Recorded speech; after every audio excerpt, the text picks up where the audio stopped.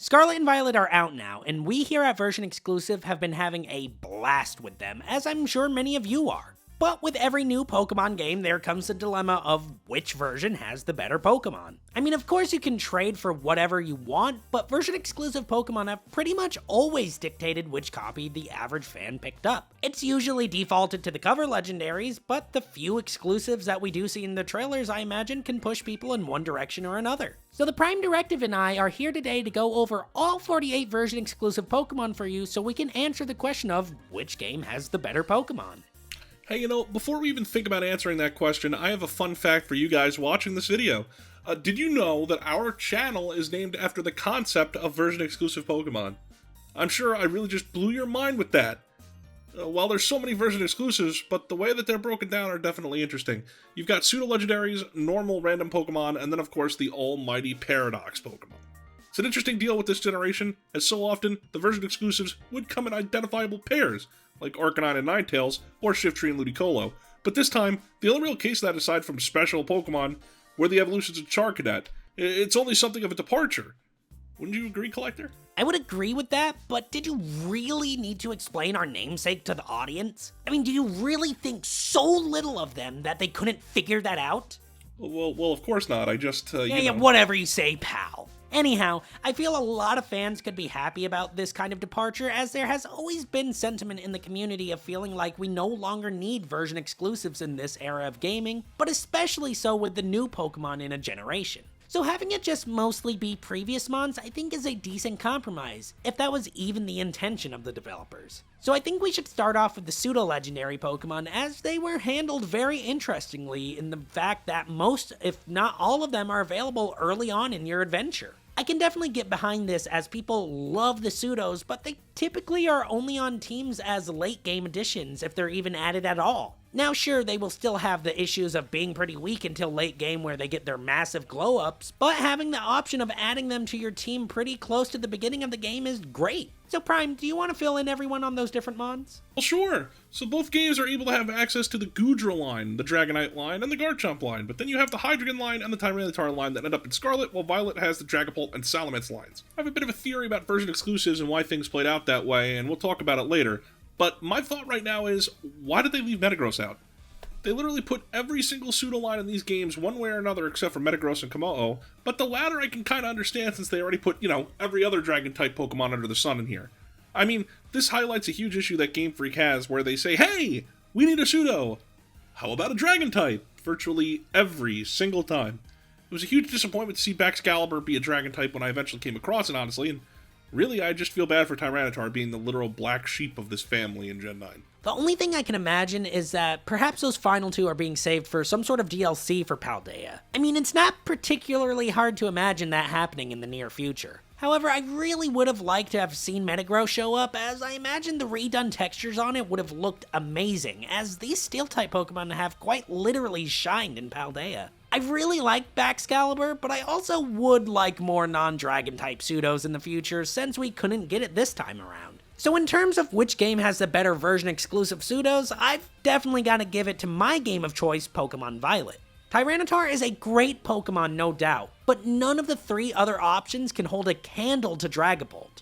It's just too good of a Pokemon with its great typing, insane speed, and very solid mixed attacking stats to be touched by any of the others. Now Prime, I know you picked Scarlet, so I'm curious about your opinion, because perhaps I'm just allowing my bias to fool me into thinking that I'm always correct. I have to agree with you, Dragapult is hands down the best of the group, and I wouldn't be happy not having it as an option in my game. And well, I didn't, since I played Scarlet myself, like you said, so I am not happy about it. But you know what, I would much rather have your two than the ones I got, but it wasn't like I was ever planning to use them anyway. They have a 4x weakness as well, which Dragapult is able to avoid, and that's just the tip of the iceberg. Hydreigon needs to get to level 64 to even evolve from its Wireless, and then T-Tar, while definitely being more viable to end up just pulling out in battle, doesn't have a fun run-up to getting it either, having to use Pupitar. Scarlet couldn't help itself here, unfortunately, but I think it takes the cake in something we'll talk about shortly. Before we get there, though, I think we should talk about the other regular Pokemon which serve as version exclusives, and we'll start with the Charcadet evolutions. When you play Violet, you'll have access to the Malicious Armor, which will help evolve your Charcadet into Ceruledge. I hope I said that right. And then in Scarlet, you'll have the Auspicious Armor to help bring out Armor Rouge, which I also hope I said right. But among the two, they're both pretty good, with Ceruledge having the type advantage over the other. Not just the type advantage, but everything about it seems to be a massive plus over Armor Rouge. As you said, with its typing, Ceruledge will have immunities to normal and fighting, whereas its Scarlet counterpoint has none at all. They both are weak to exactly the same things, but the ghost typing having dominance over other ghosts as well as the psychic typing gives it a clear edge. Then when you look at their special moves, sure, Armor Rouge's is more powerful, but it's not learning it until the game is pretty much over with at level 62. Meanwhile, the very solid Bitter Blade is learned at level 48 and is still pretty solid with 90 power and gives you health back to boot. I personally find the design better as well, so I give it a point there. But even without that, it still just seems to be a better Pokemon overall when it comes to playing through the games. So aside from these Pokemon, we've just got 10 lines of regular Pokemon to compare, and I really think this will be a bit harder of a determining factor. I think we can compare all of them in 5 rounds, and the best 3 out of 5 gets the point. Our first matchup is between our exclusive ghosts with Drifblim in Scarlet and Mismagius in Violet. So as bulky as Drifblim is, Mismagius is a clear winner here. Sure, a Duskstone may be harder to get compared to just a level up, but when you look at the solid stats it has on top of its incredible move pool, it's just no contest. In round 2, we have Stonejourner representing Scarlet and Ice-Cube representing Violet. Now, I feel this one is a bit tougher to decide because on one hand, Stonejourner is a much more powerful, bulky Pokemon that you can get a bit earlier than Ice-Cube, if I'm not mistaken. With access to really solid rock, ground, and fighting moves, it looks pretty rough for Ice-Cube initially, but then it comes in with that amazing Ice Face ability, letting it get away with a free hit from a physical move and boosting its speed tremendously. Access to moves like Waterfall, Ice Spinner, and Zen Headbutt also really helps it a bunch. But ultimately, I think I'd give it to Stonejourner here, but only by a small amount. Is that something you'd agree with, Prime? I think Ice-Cube may actually take the control in that conversation, as a good ability versus no ability at all is definitely a huge advantage on top of most of the other things you talked about, but I can accept the Stonejourner victory in that deal. So that means we're tied up now, as Scarlet has a point and Violet has as well. And I'm about to blow that wide open with the comparison of Skuntank versus Swalot. And I want to apologize to you big-time Swalot fans out there, but this is clearly not even a contest. Skuntank is far superior. Swalot is all about its slight bulk and running a stockpile spit-up Swallow set, with some Poison-type move rounding things out for it. And that's not exactly what most people want to deal with, but with Skuntank, well, you've got even better speed, even more HP, and a nice attack stat that boasts a move pool with Night Slash, Poison Jab, and Play Rough. It's got Trailblaze too, a new move that can offer coverage for ground types and a chance to build up that speed. There just isn't much of an argument here, and Swalot gets dropped, so Scarlet's up 2-1. And speaking of one-for-one Pokemon comparisons, how about Oranguru and Passimian? Well, looking at Oranguru, it's definitely defensively minded. It carries only a weakness to Bug and Dark types thanks to its Psychic Normal typing, and has 110 special defense and 80 defense. Well, there's no need to sleep on that base 90 special attack. It's capable of running a Stored Power Calm Mind setup, and Thunderbolt alongside Energy Bowl, and those are nice coverage moves, man. Though, I'll admit it here, I think Violet's Passimian might just be better. Its speed is solid, it's physically bulky, and it has 120 base attack. That's not even what's best about it, though. That would be the move pool. It can learn Seed Bomb, Earthquake, and Acrobatics alongside its Fighting type stab. By one way or another, Passimian can handle all of its weaknesses and then start manhandling many different Pokemon. So I guess that gives us a 2-2 tie, with only one line left. Why don't you settle it, Collector?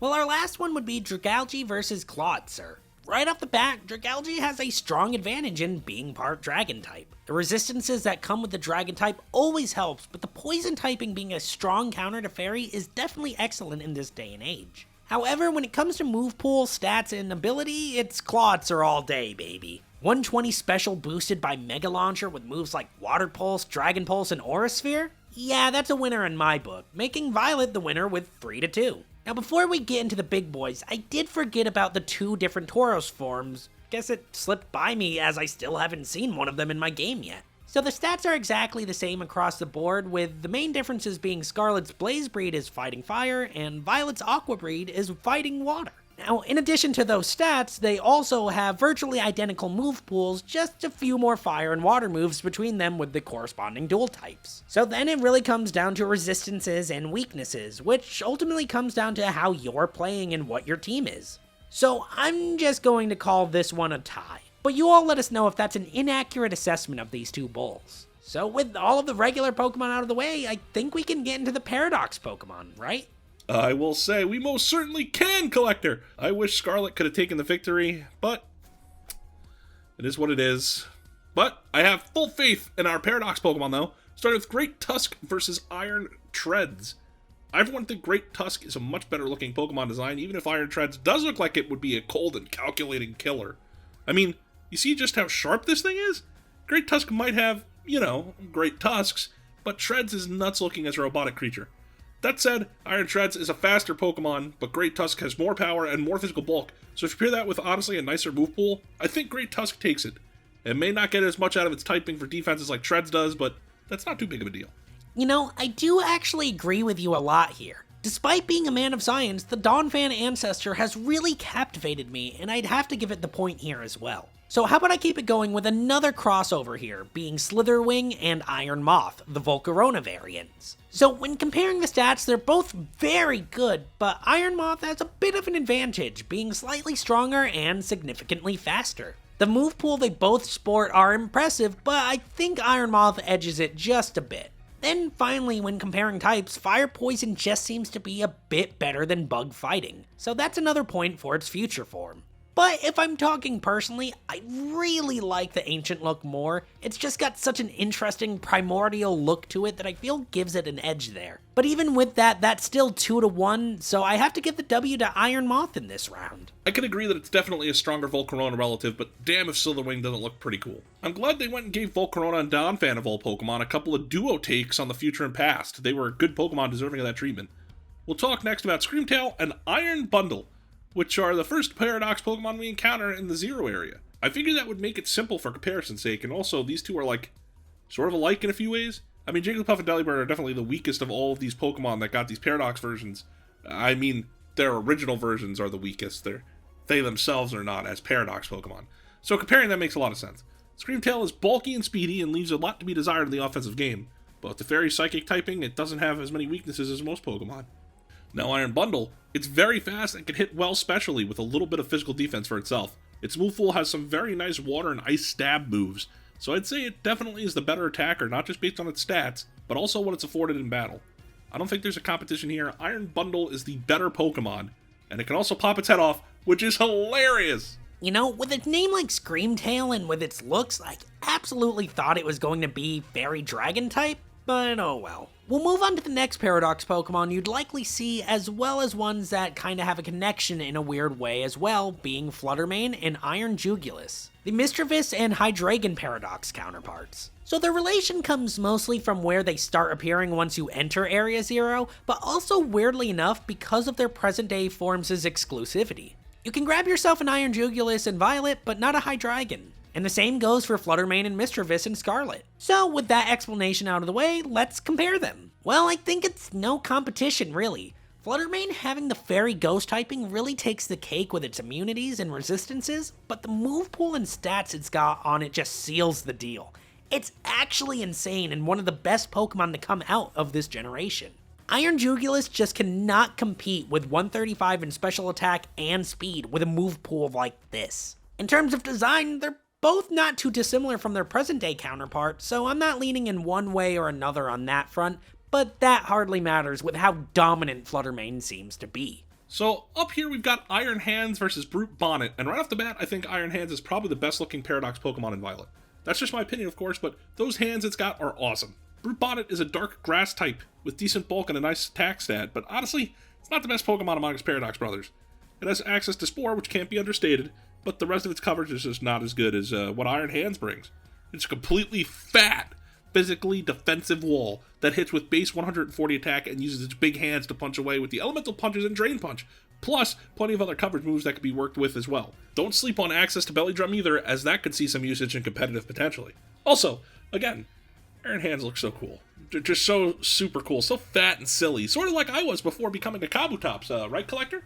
I will say your transformation did slim you out quite a bit, so that's a plus, I guess. So then for the last quote-unquote normal Paradox Pokemon we have is Sandy Shocks and Iron Thorns. Now look, I've always loved Tyranitar's Godzilla-esque design, so this Mecha Godzilla is a real keeper. But come on, Sandy Shocks is just one of the most unbelievably weird Pokemon to have ever been created. I mean, in Legends Arceus, it could only appear in the past due to the time-space distortions, and yet we have repeated instances of it existing in the past, so that just creates some more confusion as well. But also, like, why on earth does it have these kind of legs and a tail? And you know what? The weirder the Pokemon, the more I like them, is usually how the case goes. So in terms of actual strength, Electric Ground seems to have a decent advantage over Rock Electric, but Iron Thorns' move pool is undeniably good. I don't think either has significantly better stat distribution than the other, so that doesn't really help a lot in that front on making a decision here. But I'm going to say Iron Thorns, while a better fighter in terms of variety, loses out to Sandy Shocks here. It might not have the elemental punches or anything like that, but Power Gem, Earth Power, Thunderbolt, and Flash Cannon are nothing to sneeze at either. So that leads us to the final set of Paradox Pokemon. Kind of. We could view these as the most special of the group, as well as serving as sort of the boss role among your version's Paradox Pokemon. It's the Roaring Moon and the Iron Valiant. Roaring Moon is clearly based off the Mega Evolution of Salamence, which is awesome. And Iron Valiant looks like an actual combination of both Gardevoir and Gallade. Now, I mentioned earlier in the video that I had a theory about some of the version-exclusive Pokemon, and I definitely feel like the reason Scarlet got Roaring Moon was simply due to Salamence being exclusive to Violet. Obviously, there was a bit of a fair trade-off with Mischievous and Hydreigon in that regard, but I guess Iron Thorns is the Pokemon you're going to get for Violet since T-Tarzan's Scarlet only. It's an interesting situation, but it makes me wonder why they didn't just put Iron Thorns in Valiant's role. But I don't mind it, as the concept of this Guardy-Gallade mixture is very cool. See, you saying that just makes me sad that we didn't see Iron Thorns looking like a Mega Tyranitar, but I digress. It's hard for me to choose between these designs because they're both so good, but I think Roaring Moon just ends up being a bit more interesting to me personally. Then in terms of battling, yeah, of course it's Iron Valiant with the win. A fairy fighting type with stats like this and the Ralts line's move pool? Yeah, that's a done deal. I mean, no disrespect to Roaring Moon, as it does have great stats and moves too, but that 4 times weakness to Fairy, among other things, just cannot compete. So for these two, it'll be a tie this time around. I really do like the way Iron Valiant looks for its concept myself, but the idea of a Mega Salamence-inspired Pokemon is just so cool. Those were heavy hitters, and I'm glad we saved them for last, sort of, again. There's one more set of Pokemon, and they're the most obvious of them all, Koraidon and Miraidon. Now, to be fair, I think that both myself and the collector made our decisions on the games based on the one on the cover this time around, so that makes it obvious where we stand here. So I guess the important thing for us to talk about, in this case, is how they are as competitive Pokemon. You can't go wrong with either of these dragons, and they're incredibly close in usability this early into the beginning of competitive in Scarlet and Violet. They're both very fast, and one is a physical attacker, while the other is a special attacker, and with those stats both clocking in at base 135. The big knock to Koraidon, though, is a massive fairy-type weakness, one which Miraidon does not have to worry about as much. Yeah, that 4 times weakness to Fairy never really helps these Pokemon out, it seems. Their move pools I think are equally good, but if we look at their abilities, it definitely seems Miraidon's would be helping out a far bit more than Koraidon's. That said, they're both uber tier Pokemon, so that's not to say one is significantly outclassing the other, but Miraidon takes the gold medal in the end here. So, with all of that being said, which version has the best exclusives? Well, tallying up each category that we talked about here, and Violet swept the board, winning all 3 in the end. Now for me, personally, despite picking Violet, I think I genuinely ended up liking most of the Scarlet Paradox Pokemon, aside from the cover legendary, way more. Ultimately speaking, looks and connection might play a big part to some of you, but if we're just talking about pure power here, you'll want to look towards Violet as your version of choice. However, I will say Fluttermane and Scarlet is something that gives it a big boost there. But we're talking about majority rule here. So, any closing thoughts, Prime? Well, I think that Paradox Pokemon on Scarlet and Violet look a lot better, so I'm disappointed it couldn't pick up the win in that department, but there's nothing wrong with that, as it just proves that this generation had some pretty good introductions to the version-exclusive party. Actually, this whole region introduced a lot of great Pokemon. Boy, do I love getting to talk about new games again. But that's all we're going to talk about for today. So, thank you for watching, and stick around here for even more content about Scarlet and Violet through the month of December. I guess that's it for now, though. So I'm the Prime Directive. And I'm Collector Dexter. And we'll see you fine folks next time.